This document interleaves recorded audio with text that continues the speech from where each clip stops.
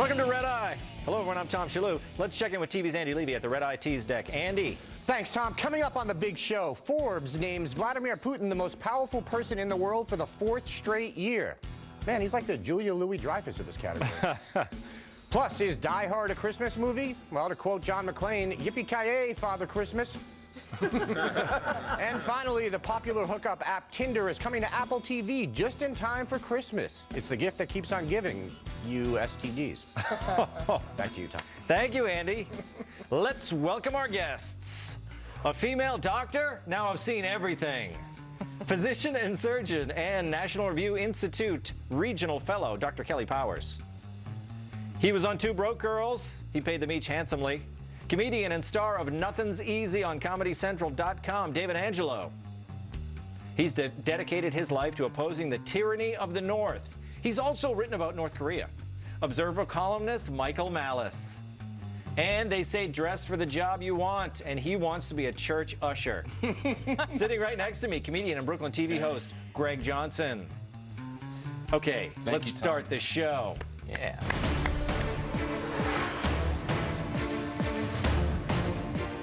Vladimir Putin has once again topped Forbes magazine's list of the world's most powerful people. I guess exerting your influence around the world and hacking into DNC computers is considered powerful, but I've done both. Number 2 was Donald Trump, followed by Angela Merkel, Chinese President Xi Jinping, Pope Francis, Federal Reserve Chair Janet Yellen, and Steve the Dell Dude. Still up there. In picking Putin, Forbes noted, unconstrained by conventional global norms, his reach has magnified in recent years. That reach reportedly extended to our election. On Wednesday, U.S. officials told NBC News they have a high level of confidence that Putin was personally involved in a covert Russian campaign to interfere. Back to the power list. It randomly ends at number 74 with Senator Chuck Schumer. The editors explain, quote, "We got tired and hungry." That's pretty interesting, right? Michael, yes. I want to talk about this Putin thing, right? Apparently, they said he interfered in the election. What's your take on this? First of all, as someone who's Russian, it's just fascinating to me that we're seeing these decaying old hippies at the DNC telling us we should trust the CIA. Like, we are really through the looking glass with this. And if this is basically the Democrats' version of saying that the election was made in Kenya. This is just their chance to delegitimize and have to pretend that this isn't our president. And the Republicans did the same. The Republican kooks did the same thing in 2008. And if you're going to ask me to believe that something the CIA says in the press without any proof or evidence, you're crazy. That's it. I don't know who these people at the CIA are, Doctor. And I'm so glad that Michael said that, because you know what I was going to say? What? That I thought that this Russian thing is the yellow cake of this year. Yeah. You know what I'm talking about? Yes. Like they're trumpeting it like it's something, but so far we haven't heard really anything except that it seems like rumors to me from the CIA. What do you think? So can we go back to the fact that the Kardashians weren't on the top of the list? And I feel like that is the bigger story, right? And then that makes it a great day. They weren't anywhere on the list? Well, you know, I don't know. Were they? I know they were in top 3, so that makes it a great day. I think they have to be ahead of Chuck Schumer. Put him above the Pope. Yeah. I mean, I don't know. The Pope's this has been a big year for him. That's true. But, Doctor, what do you think about this? I mean, I don't know who's down there at the CIA, but we've had the CIA. That's why I mentioned the yellow cake thing. Remember Wilson, the CIA, all this stuff? There was, you know, we don't know who is saying this. You know, I'm obviously against hacking, right? All this exposure, but at the end of the day, what is it doing? It's exposing the truth, and you know what? The truth hurts. It's Hillary's campaign exposed, right? I mean, and it's out there. They didn't deny it. It's out there, right? It's out there. But did it hurt her? I mean, we had David. Welcome to the show. Thank you so much. Great to be here, Tom. What do you think of this Russian situation? The voters say it was like 60% something that they don't think it influenced the election at all. How could it influence the election? Did you see the Billy Bush tape? That was it, right? That didn't. If that didn't bring him down, like, what were they expecting? Like, the effect of an email? The DNC, they're like, the DNC email is damaging to the media. Yes. Very damaging to the media. Because it showed the cozy relationship with Podesta and all these. But Hillary wasn't even in those emails. That's right. That's what I keep saying. What the heck was in the DNC leak that hurt Hillary? I didn't see anything. Can anybody tell me? Johnson. Listen, I mean, a lot of people are saying this Russian hack thing isn't something to just shake your head at. If the Russians did hack the election, then maybe there should be an investigation, but there won't be. I mean, Trump's going to be in office soon. Why would he go in on an election for it? And also, what are you going to do, like hack them back? You can't really bring out anything about Putin that's going to embarrass him. I mean, he's the most powerful man in the world. And, like, what are the emails going to reveal that would possibly embarrass him? He's like, a Golden where Girls does he- fan. That's what's going to reveal. Oh, That's exactly. going to destroy Well, yeah. him back home. He's so manly, and he rides horses without a shirt on. What if it's revealed that he's not as manly as we thought, Michael? Well, I'm surprised we're not talking about the person who led the least powerful man in the world for the 8th year in a row with Jeb Bush. Oh, yes, he really, Exclamation point. he really. That's Jeb, the thing. weak, low energy. Please a clap. mess. Please Jeb clap. he had an okay name before this thing. Trump was really his Katrina, wasn't it? Oh, Trump, that's the beautiful thing about Trump, is he destroyed these horrible people personally as well politically. You know, Romney lost to McCain and came back. McCain had lost to W and came back. Yes. Jeb Bush, what's he going to be doing? I mean, working at a Wendy's or something? He's done. Ted Cruz is largely done. The thing Carly is, Fiorina's done. Most of these They people all are done. are. They're all all done. 17 of these other people besides Trump. I don't see much And Hillary in their as future. well is done. Yes. Oh, yeah. What happened to her? Okay. Now it's time for Paul Krugman of the New York Times is an amazing talent. He seems to be able to write columns while banging his head against his desk. He still can't believe that regular working class folks voted for Donald Trump, when people like him are the ones who have their best interests at heart. Krugman thinks that they were duped by what he calls right-wing media into thinking that liberal elitists look down on them. But he says, do the liberals sneer at the Joe Sixpacks? Actually, I've never heard it. The people I hang out with do understand that living the way they do takes a lot more money and time and than hard-pressed Americans have, and aren't especially judgmental about lifestyles. But fellow liberal Kevin Drum, a blogger at Mother Jones, called Krugman on his denial, admitting that, of course, liberal big city folk look down at rural America, not just on their traditional beliefs, but everything they hold dear. The whole column reads like a Dr. Seuss book called The Sneer from Sneerville. We sneer at their holy roller megachurches, but not at black churches. Never that. We sneer at their favorite TV shows. We sneer at their reading habits. We sneer at their guns. He was having so much fun, but his sneering wasn't done. We sneer at their double wides. We sneer at the tchotchkes that litter their houses. We sneer at their supermarket tabloids. We sneer at their music. We sneer at their leisure activities. We sneer at their blunt patriotism.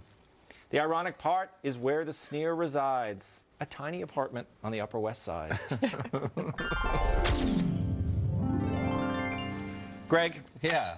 what do you think? I mean, Krugman is high if he thinks that liberals don't look down on conservatives, right? well, he says he doesn't. He says he's a man of the people No. in his ivory tower. No, listen, of course liberals look down on conservatives, just the way conservatives, some of them look down on liberals, right? I mean, that's what's How do you- causing a certain divide in our country right now. And Krugman's silly if he doesn't see that. That other guy is right, the Mother Jones guy. But do conservatives really look down on liberals, or do they look up at them shaking their fist? Well, that's a good question. I think that they look down maybe right now because the Republicans are in charge. I don't know. You've given me a lot to think about right now. Take that I home. mean, and you know, it's not just a city-country thing because I think there are a lot of transplants from the country here in the city. So we do live amongst a lot of rural people here in New York City. That's food for thought too, right? Yeah, you're a Brooklyn guy, but you don't consider yourself a big city guy, do you? No, hell no. I'm salt of the earth. Then you're not a real Brooklyn guy. Michael, what think you of, I mean, this Mother Jones guy? He's kind of being honest. When right? I was in North Korea, a country which is based on glorifying farmers and rural people, I asked my guide who lived in the capital city, do you look down on people in the countryside? And she goes, of course. Of course, she said. So even in a country like that, where all the propaganda is for, you know, the little guy, there's still the contempt from the city toward the rural areas. It's been this way since Jefferson versus Hamilton. This country was founded on people in cities looking down and sneering on farmers. So this is nothing new. But there are a lot of people, I mean, politically, I just want to say there are a lot of people in Brooklyn that did vote for Trump, right? Sure, of course there Okay, are. sorry. Just wanted to get that in there. course, yes. As a And real many- Brooklyn guy, I just wanted to get that in You're there. not. But people in Bay Ridge, people in You're not a real Bed-Stuy. Korean. I am not a real Korean. That's accurate. I'm a fake Korean. But You got me there, zing. Doctor, do you think that the big city people? You're kind of a rural gal, right? Rural. Yeah. Kind of like suburbs of New York City. Come on. Almost Brooklyn, practically. That's rural. Where did you grow up? Westchester. Oh Yeah. my gosh! I thought they used to take you in the cornfield and kiss you between the ears. What? Yeehaw. What? We're distracted now, Tom. Can we back that up again? Do you think that big city people look down on the? You know, this article, was this a surprise to anyone? Raise your hand if this shocked anybody. To Paul Krugman. I guess so, but this just exemplifies the out-of-touch political or liberal elite that exists. This whole Northeast. You know, I go to Starbucks, I read the Huffington Post, and I ignore when I fly over those states. Yeah. I think it's just, in a nutshell, I was definitely not surprised by this, for sure. They better stop doing it. Politically, what do you think it is, David? Was it they mentioned a lot about, the guy in Mother Jones mentioned fast food. Trump eating fast food in his plane. He said just looking at that guy eating a hamburger, it made people identify with him. Fast food is one thing. The thing, as someone who lives in New York, Yeah. Walmart is the best. The thing is, like, all these liberals are like, we can't have Walmart in New York. You're not allowed. They chase it Walmart away. would be like, you can get, everything is so cheap. Yeah. So why wouldn't you just cut out, and it's not, and people are like, well, these small businesses. You go into these stores, it's like, they're selling craft foods, you know. Nothing is small business. They're just middlemen. Yeah. And we all got to pay $9 for peanut butter because they think that they're better than Walmart. But no, Walmart's good. The thing is, I bet you most of these people who work at the New York Times, they haven't even been in a Walmart. And Paul Krugman's saying that they don't look down on country people. He calls them Joe Six-Pack. Six-Pack. Yeah. Yes. You Well, know, that's in New York, it's like he's Joseph Chardonnay, you know? Do you think, Michael, do you think that it is, you were talking about North Korea. Would you compare the elites of here to the elites of North Korea? Is it No, similar? because I think that's being a little too glib. But here's the thing about Paul Krugman. He's a televangelist. His job is to tell the liberal elites what to think, and they're hearing that like, oh, we're bad, we're bad, we're bad. He goes, no. Remember, you're still the good guys. You have the empathy. Right. Don't give up the fight and double down and maintain the policies for the last 8 years. I love the judgment, too, because, you know, a year ago, conservatives would be like, we need our guns. We need to protect against tyranny. Yeah. And all the city liberals were like, oh, get over it. You're bumpkins, you're crazy. And now that you got the election, now that Trump won, you got Rachel Maddow on MSNBC showing people how to soft a shotgun. Exactly. The tables have turned. Okay, moving on. Seesaws have had a lot of ups and downs over the years. Now they're mostly down. Once a schoolyard staple, seesaws are vanishing. The New York Times reports their decline began in 1981 with the creation of new federal playground safety guidelines. At issue, the older seesaws were wooden planks that often hit asphalt directly, leading to occasional tailbone and spinal injuries, falls and pinched fingers, not to mention splinters, and death. Yes, thousands and thousands died. Cities and schools began phasing them out. In 2000, 55% of playgrounds around the nation had a seesaw. By 2004, that number was 11%. And it's not just seesaws. Kiddie catapults are also disappearing. That's sad. She shouldn't be using that. I missed Shouldn't be using that in that way. But in some places, seesaws remain popular. The owner of a seesaw manufacturer told the Times, we actually sold some to a group of people who were in their early 70s. And I said, oh, is it for your grandkids? And she said, no, we like to go out there and relive our youth and have cocktails. I couldn't agree more. The seesaw is worth saving.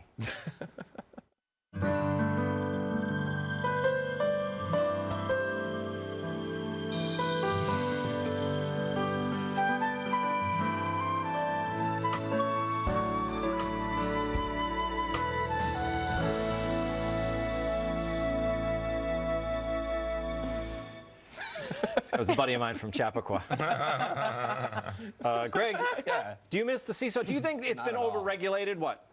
No, I mean, some things do get overregulated. I don't think the seesaw, it's a torture device. I mean, first of all, as a single guy with no kids in New York City, I didn't notice the seesaws were going away because I don't frequent playgrounds. But as somebody who used them as a kid, I never thought that they were fun. I think that they were stupid. No offense to you and your friend in Chappaqua. I just think that they, you know, you can catapult each other, you can hurt your butt, you can break your tailbone. I think we do live in an overly litigious society, but if you want to sue because of a seesaw, I say get out there and sue that seesaw maker. Look, Michael, the thing is that many physical therapists, doctors, etc., they say that it's good to to learn how to use your legs. Yeah. That's it. Because if someone jumps off the other side, you got to use your legs. Exactly. Look. I think I could not disagree more.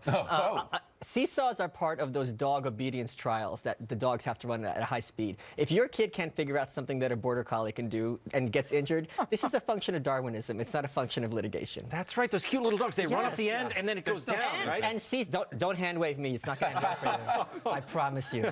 And the other thing is they teach you hate fat people because the fat person controls the entire seesaw when you're on it, and you learn that it's not fun playing games with fat kids. Wow, so that's a positive part. Yes, that's 2 pluses right there. You see. Doctor, I want to ask you about this. I mean, I was reading that they said it helps with coordination. Kids have to learn how to control themselves going up and down like that. Yeah, I would think so. Core muscles, working those quads. Yes. And I'm sure, look, kids are going to fall off, kids are going to hurt themselves, but what is this? Like wussification? How is it any more dangerous than a jungle gym or some... Jungle gyms are going away too. Oh, I guess it's just going to be a cement pavement in this park. That used to be a park once upon a time right there. That's what they do. They have a nice soft surface for them to play on. Oh, soft surface, right. But do you blame them? Maybe it's not the doctors who are making the rule, it's the lawyers because they're afraid of being sued, right? Yeah, quite possibly. But you know what? Hey, you fall off a seesaw, you get back up again. I think it teaches the kid life lessons. That's it. It's a metaphor for life. You can't get on a horse when you live in the city, right, David? That's true. And I mean, I have a different view on this. My family was actually killed by seesaws. In the So you know what I'm talking about. Was it a traditional way? They have their ups, they have their downs. Yeah. No, were they using fell it? off the truck when they were installing? I don't see. But I like a seesaw. It teaches kids good lessons. Life's ups and downs, right? I mean, come I on. said that. Bunch of seesaw fans on Red Eye tonight. Hashtag. Look, we had seesaws as a kid. We also had the jungle gym, and the jungle gym was nothing but a bunch of bars. But again, it helps with coordination. And that wheel that you spin around in that goes really fast, and it teaches you how to walk when you're drunk later. what is What's the that wheel? called? It was a merry-go-round. It's called the Wheel of was a Death. merry-go-round. The that thing. merry-go-round. It weighed. Pave that paradise. It weighed Put it in the parking lot. 3,000 pounds. That thing was the worst. Yeah. Once you got it spinning, it wouldn't stop. That one you would inertia. die. Yeah. on Those that things one. are crazy. You get your arm cut underneath or something? No, that it's thing was Sticking crazy. your arm out to It's like a movie. tetanus shot waiting to The happen thing, right it was there. like a manhole cover. You They had- just put together Yeah. a ride on. That was so dangerous. Yeah. It's like Just this. painted it pretty Again, colors. it prepared you for life, and we're all here. Yes. We're all here, and it's probably because of the playground. Okay, coming up, is Die Hard a Christmas movie? And what about Die Hards 2, 3, 4, and 5? We debate after the break.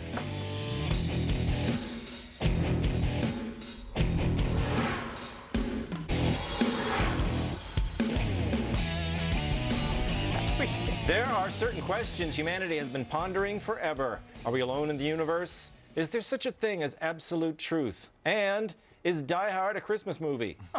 This week, people on Twitter have been debating that last question, perhaps because Netflix listed Die Hard under the category festive favorites. But is it a festive favorite? MoviePilot.com says yes, giving it a Christmas grade of an A. Because, quote, basically the entire conflict is about McClane saving his marriage in time for Christmas morning. Holly invites him to an office Christmas party, thus leading to the terrorists. The reason John is in LA is to see his kids for Christmas. But naysayers note that Die Hard was released in July. And they argue that a Christmas setting does not equal a Christmas movie. Movie Pilot also gave Christmas grades to some other movies that take place around Yuletide. Batman Returns got a B. Eyes Wide Shut, a C. And Kiss Kiss Bang Bang, a D. Okay, David, what do you think? First of all, to the question, is Die Hard a Christmas film? No. No. If you look, a Christmas movie is a movie you can only watch Christmas time. Okay. Like you can watch Die Hard in July. All right. But if you got shorts and a T-shirt on watching, How the Grinch Stole Christmas, and it's 90 degrees, people are asking questions. I get it. That's a weird thing. You can't do that. No, that is an interesting, I didn't even think about that. It's kind of like Christmas songs. Like Yes. you wouldn't listen to, Here Comes Santa Claus in July. So that's what do you think, Doctor? Does that make the grade? All right, unless you're at my house and the Hallmark Channel's on, which I've openly admitted on this show before. You love Hallmark Channel. I do. I love Hallmark Channel. Yes, Lacey Chabert. Come on, Candace Captain Beret. Shout out. Hey. It's on. It's backdrop in my house. Do you drink wine when you watch it? I'm not going to admit that on national television. Yeah. Well, what's your holiday films? What do you like? I'm serious. Everything on Hallmark, look, it's got to have Christmas. It's got to have a good message, right? Blowing people up and crazy terrorist movies. I don't know. Doesn't seem like the good Christmas spirit to me. Christ should be in the Christmas movie, right, Michael? For me, let's talk about Christmas and the meaning of Christmas. Yeah. For a movie to really be about Christmas, the main character has to be nailed to some wood. No, so the only wait. real Christmas movies is The Passion of the Christ and all the Saw films. Oh. Well, look, I think the... Oh, no. Just a sec. Look, you're some old- he almost got me to agree with him. You're like, right, exactly. The only, that's what I say. A Christmas movie, it should be about Jesus. What do you think? I mean, somewhere between what you and David are saying, I agree with you guys. I mean, everyone can have their own definition, but my definition is it has to be about Christmas themes. Yeah. You're not going to huddle up by the fire with your family and watch Eyes Wide Shut at Christmas. I didn't even understand that. What is There's a Christmassy Christmas about that? reference in that movie somewhere, and if you watch it at Christmas because you think it's a Christmas movie, you're either crazy or you're Tom Cruise or you're both. Oh, days. Okay, best Christmas movies then. What? Obviously, I love Christmas Story. For you, it's going to be It's a Wonderful Life. Yes. National Lampoons. Okay. Oh, yeah. An excellent film, but It's a Wonderful Life. Wait, it breaks your rule, David, because you can watch that in July and it's as good as ever. No, you can't. You You can. can barely watch it at Christmas. This movie is it's That's a snooze. That is fighting words on this show. any movie pre-1960. It's like it might as well be Ambien. Right. Oh, my I mean, God. It's like, it's Christmas. You're See? never going It's to be Christmas. invited back to Tom Shalhoub show again. he knows how I feel about this. Oh, no. I think it's wrong. Sitting next to the Grinch over here. I didn't know it. My goodness. Rudolph is my favorite Christmas movie. The animated specials are Yes. excellent, Yes. but again, those are only around the holiday. Yes. They're only a half an hour long, those things. I thought they were like 2 hours. I recently got them for my kids. Like the Christmas and Charlie Brown, 30 minutes. Really? Yeah. The Grinch, 30 minutes. Huh. Yeah. It's funny, isn't it? Coming up, Halftime with TV's Andy Levy, and a brand new episode of the Red Eye Podcast is available now. Subscribe on iTunes and on FoxNewsRadio.com.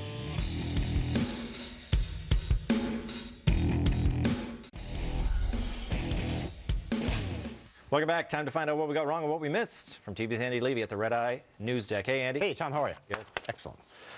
Forbes says Putin is the most powerful person in the world. By the way, this is how you know that Trump is a Putin fan. He hasn't tweeted anything nasty at Forbes for putting him second. Malice, you said that Putin was behind the hacking is the Democrats' version of Obama was born in Kenya. Yes. Right now, yes, until we see evidence. Yeah. I think that's absolutely right. Thank you. Greg, you said if the Russians were behind the hack, it is a big deal and there should be an investigation. I also agree with that. As I said earlier in the week, if the CIA or the NSA or whomever has evidence, it needs to be presented to the American people, to the voters. Absolutely, Andy. I love you. All these guys were sweating about halftime. I love you. I'm happy to talk to you. Sweat about halftime. That's ridiculous. By the way, NBC News says, according to multiple high-level government officials, the Obama administration didn't respond more forcefully to Russian hacking before the election because they thought Hillary was going to win. And they thought a potential cyber war with Russia wasn't worth it. The quote here is, they thought she was going to win, so they were willing to kick the can down the road. Amazing. Our government, ladies and gentlemen. Kelly, I don't believe any of the Kardashians made the Forbes list. Really? Oh, Yeah. Thanks for fact-checking that. Yeah, absolutely. I was worried. Yeah. I did think this was interesting. Mark Zuckerberg was 10th, Jeff Bezos was 14th. I think you could argue both those guys are more powerful than almost anyone else on the list, like including Angela Merkel and people like that. Yeah. Possibly. I mean, it's not a Kardashian, so. All right. By the way, Mike Pence was number 69. Not sure how he feels about that. Liberal sneerers. Greg, you said, of course, liberals look down on conservatives just as conservatives look down on liberals. Well, this is what Kevin Drum wrote in Mother Jones. He said, quote, now it's true that they also sneer at us. Fair enough, but as all good liberals know, there's a big difference between a powerful group sneering at a vulnerable group and vice versa. So basically he's saying you should never sneer down. I got it. I love it, Andy. Thank you. Cleared that up. I mean, that's interesting. Yeah, you don't really think that. Malice, you said even in North Korea, which is based on glorifying farmers, the people in the city look down on the farmers. Right, but of course, North Korea isn't really based on glorifying farmers any more than the Soviet Union was, right? Sure, but right, it's actually based on glorifying this one family at the expense of 30 million suffering people. Yes. Yes. I figured you probably knew that. You got me this time. Yeah. David, you said Walmart is the best. Everything is so cheap, but liberals hate it because they say it hurts small businesses. This is how I look at it. Walmart doesn't hurt small businesses. People who decide they'd rather pay less so they go to Walmart, they hurt small businesses. If you don't want to hurt small businesses, if you want to pay more for something, go to a small business. Okay, I want to pay less, so. So you'll go to Walmart. Yeah. Right, but it's not Walmart itself that's hurting the small businesses. It's consumers making a decision that they would rather pay less. Yeah, but the small businesses, they're just selling they sell Coke, Right. Kraft, Right. Philip Morris. It's not like they're handcrafting mac and cheese. Right. Except in Brooklyn. That's true. All right, yeah. I support that. Okay. Death of the seesaw.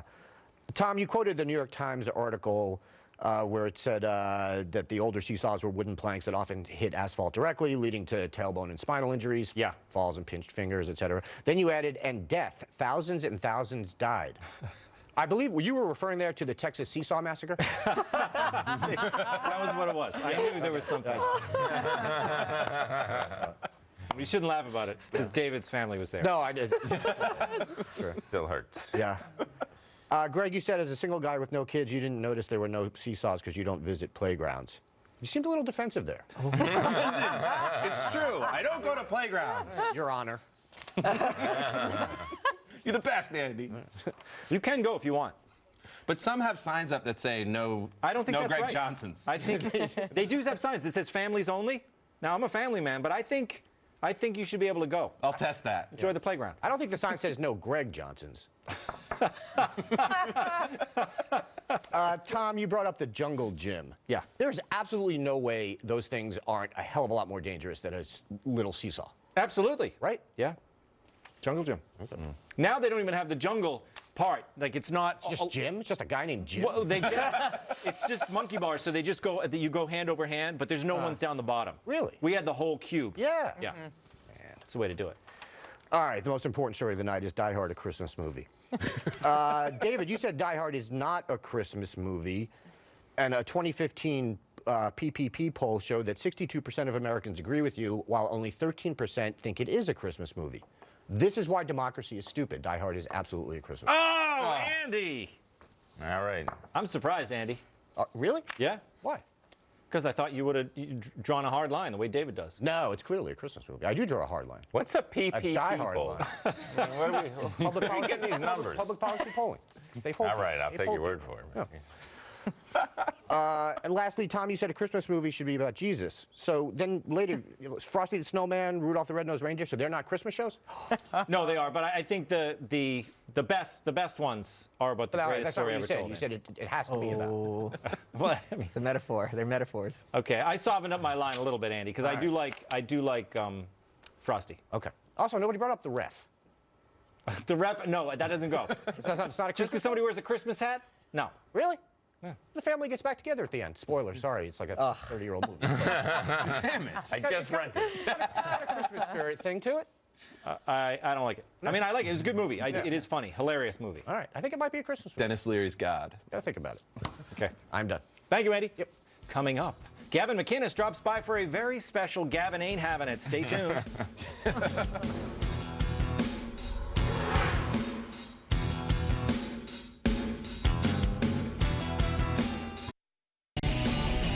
Coming up on the next Red Eye, Ben Kissel, Camille Foster, Kristen Tate, and Seth Herzog.